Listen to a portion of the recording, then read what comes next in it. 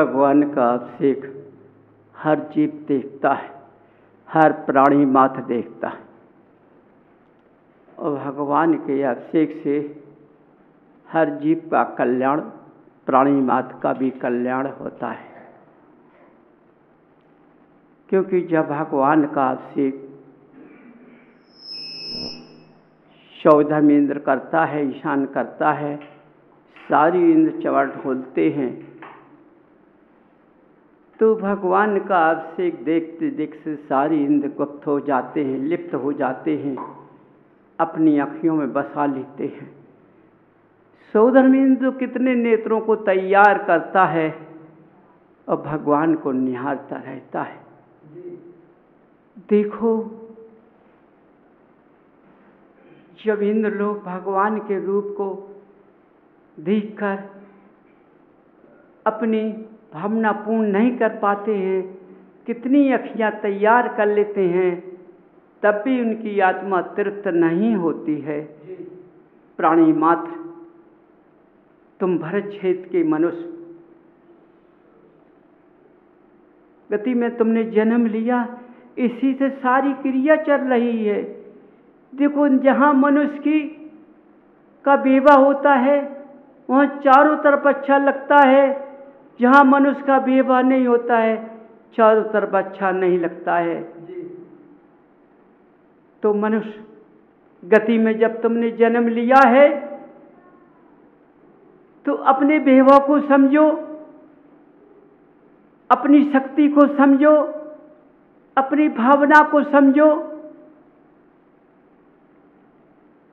कि हम मनुष्य गति में हमने जन्म लिया है और इसी गति से कल्याण होता है, इसके अलावा किसी गति से कल्याण नहीं होता है।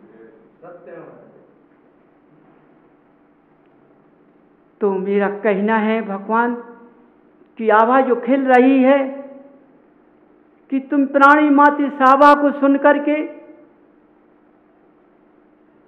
अपने अवगुणों का त्याग क्यों नहीं कर देते हो। देखो जी, आभा कब तक मिलेगी? जब तक पारस का घोल ना मिलेगा। वो जिस दिन पास के घोलने की समाप्ति हो जाएगी जी, आभा लौट कर वापस नहीं आएगी इस धरा से। क्योंकि देवों ने दूसरे घोलने नहीं चुने हैं। पूर्व से इतना घोलना तैयार माता जी ने की, पद्मावती ने किया था, और पूर्व से पारस के घोलने तैयार किया है। दोनों जीवों को पहले से ग्रहण कर लिया था और मनुष्य गति में आकर इन्होंने ग्रहण किया। तो देखो, सब कुछ मिल जाएगा तुम्हें, लेकिन ये आभा नहीं मिलेगी। ये भगवान की आभा फिर नहीं मिलेगी। देखते रह जाओगे, एक समय ऐसा होगा देखते रहोगे कि देव की वाणी कैसे खिलती थी। अभी मनुष्यों पर, ज्ञानियों को अपने ज्ञान लुब्ध में मस्त है, लेकिन अपने ज्ञान की धारा से समझ नहीं पा रहे हैं। यदि वो अपने ज्ञान से जागृति पैदा होते ना, तो वे स्वयं सोच लेते, समझ लेते कि इस धरा पर जब वाणी कहाँ से खिल रही है। वे अपनी कुबुद्धि के कारण व्यंतर के भावना में लिप्त हैं। ज्ञानियों, व्यंतरों की कला अलग होती है और सुदेव की कला अलग होती है। सुदेव हमेशा वाणी सत्य की निकालता है और कल्याण की निकालता है। व्यंतर नाटक का काम करते हैं, नाटकी होते हैं और अधर्म की ओर ले जाते हैं। सुदेव हर जीव से प्यार होता है, प्राणी मात्र से प्यार होता है। इसलिए जो भगवान की आभा निकल रही है, ये प्राणी मात्र के लिए ये प्यार की आभा निकल रही है। यदि तुम इस प्यार की आभा में तुम अपना मनुष्य पर्याय को सफल नहीं बना पाए तो ऐसा मौका फिर मिलने का नहीं है। समझ चाहिए। इसलिए अपने ज्ञान के चक्षु को खोलो, इस माया को छोड़ो। इस माया में क्या करोगे? ये माया तुम्हारे साथ नहीं जाएगी, यहीं रह जाएगी। तुम्हारा क्रोधाभास, ईर्ष्या, जलन, मतभेद सब यहीं रह जाएगा, ये जीत चला जाएगा। तो बंधुओं समझो, इस मतभेद को अपने पास छोड़ दो। इस मतभेद से हमें कुछ मतलब नहीं है, ना हमें इस माया से मतलब है। ये माया मेरे साथ नहीं जाएगी, ये भी अंदर से हटा दीजिए। मुझको अपने बच्चे के लिए कुछ कर कर जाना है, तो देखो तुम कमाओगे, बच्चा मिटा देगा, फिर क्या करोगे? अपनी जागृति अपने साथ लो। ये पुद्गल तुम्हारा, तुम समझो तुम्हारा पुद्गल है, जीव के साथ पुद्गल जुड़ा हुआ है। ना मालूम, पता नहीं कि तुम किस रास्ते से गिर जाओगे, तो ये पुद्गल तुम्हारा साथ नहीं देगा। जब तुम्हारा पुद्गल का रोम रोम तुम्हारा साथ नहीं देगा तो कौन साथ देगा? बंधु समझो, अपनी नादानी में ना रहो। अपने नेत्र के चक्षु को खोलो, ज्ञान के चक्षु को खोलो, अपने मन की भावना को खोलो। जिस तरह आज वर्तमान में तुम चाहे गृहस्थ जीवन का जीव हो, चाहे विद्वान का जीव हो, महान विद्वान का जीव हो, त्यागियों का जीव हो, आज वह जीव माया की ओर फैल रहा है। क्या हो? उसी में गोते खा रहा है। जैसे नरकों में जाकर जब वेदना होती है तो मलमूत्र का सागर मिलता है, जिसमें गंदगी छाई होती है, उसमें डुबा लगाना पड़ता है। ये किसी ने नहीं देखा है, ये किसी जीव ने नहीं देखा है। वही सागर मलमूत्र गंदगी का है, उसमें गोता खाने कहते हैं। जब इस माया के लोक में उसमें जाते हो तो गंदगी के मारे भाग भाग जाते हो और नार की पटक देते हैं।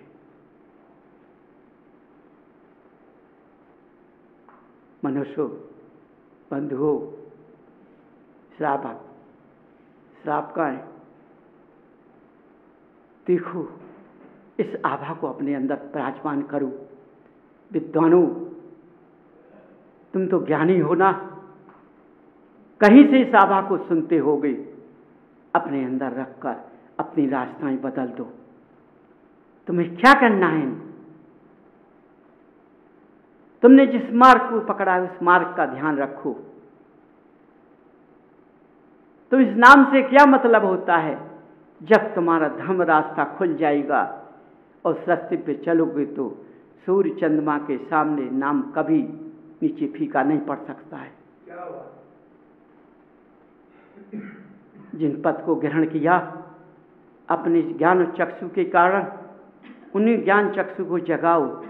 इस भक्षित की माया का त्याग करते हुए तुमने त्याग किया, और त्याग करते हुए इससे दूर हो जाओ, इसमें मत लिपड़ो। देखो ज्ञान में मेरी बड़ी विनय है, समझो। बंधुओं, गृहस्थ के जीवो, इस गृहस्थ के कीचड़ से मत रमो, समझ जाओ। इसी कीचड़ से निकल जाओ, इसी कीचड़ से तुम पार हो सकते हो। समझो। देखो, जो भगवान ने जन्म लिया, बताओ कितनी तपस्या की होगी, कितना भक्ति का अंश किया होगा। इसके बाद तीर्थंकर बंद का अवतार मिला है। आज देखो उनका वैभव इंद्र दिखा रहे हैं। इंद्रों ने उनका वैभव किया है। इंद्रों ने उनका अभिषेक किया है, इंद्रों ने उन्हें प्रसिद्ध ग्रह से लाकर लाए हैं। देखो उनके महल और राज को देखकर मस्त हो गए। देखने से वो ये भवधारी अपना कल्याण कर लेंगे, देखने भर से। इस तरह की आँखियां बनाओ तुम लोग।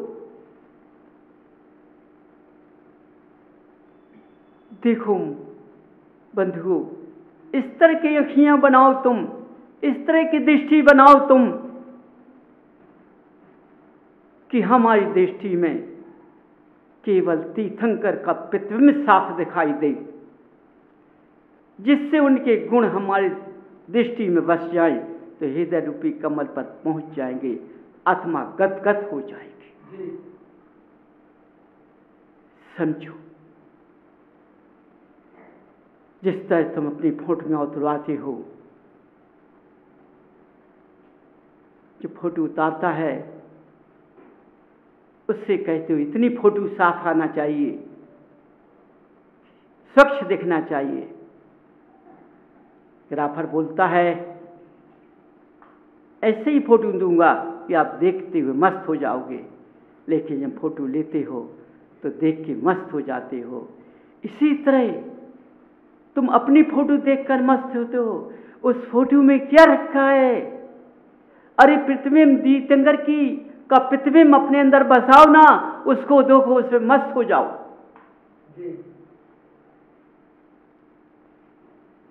नर नारी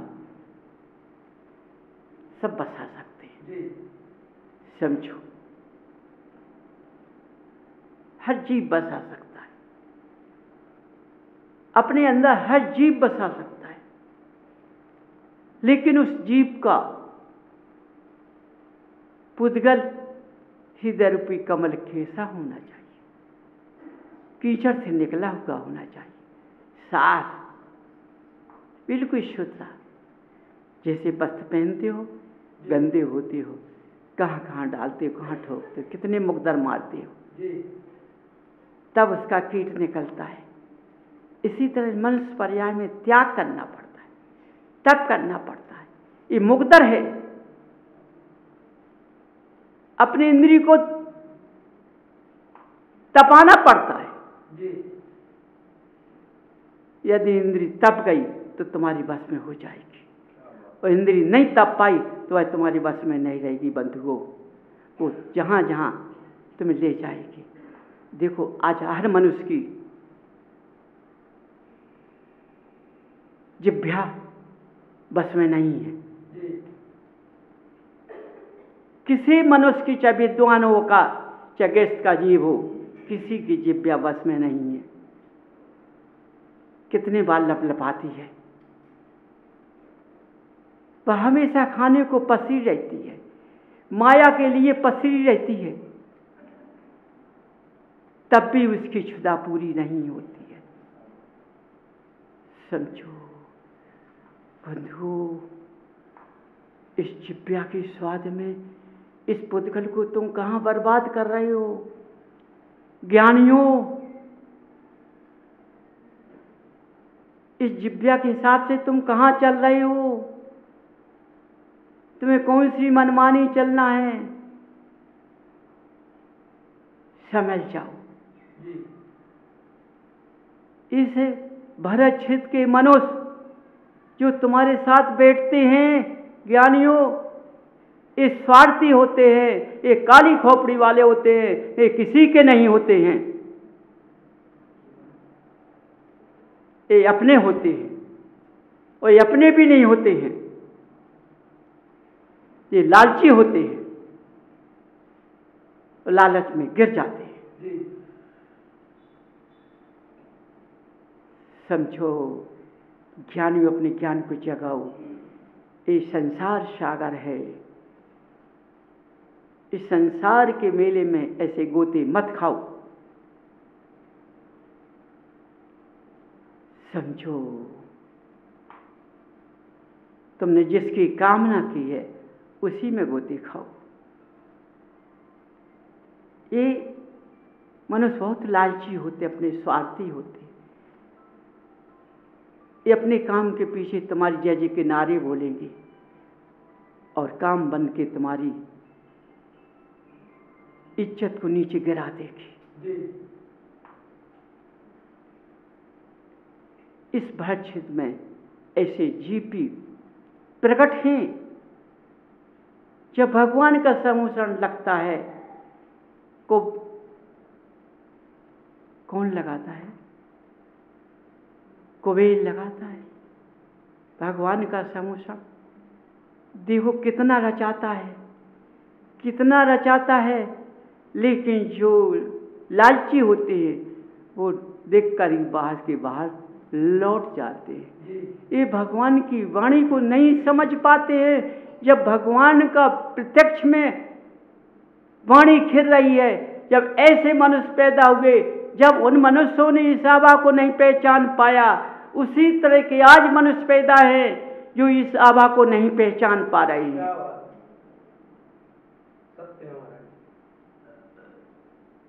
बंधु समझो, ये तुम्हारी मनुष्य पर्याय कितने दिन की है? देखो महावीर ने अपनी पर्याय को नहीं देखा, केवल ने देखा है कि संसार में असार है, सुख कहीं नहीं है। सुख है तो मोक्ष के रास्ते पर सिलसिला पर है, जिससे लौटकर वापस कभी नहीं आना है। उस ध्येय को महावीर ने पकड़ा। आज तुम महावीर की संतान बनना चाहते हो तो उसी रास्ते पर आ जाओ।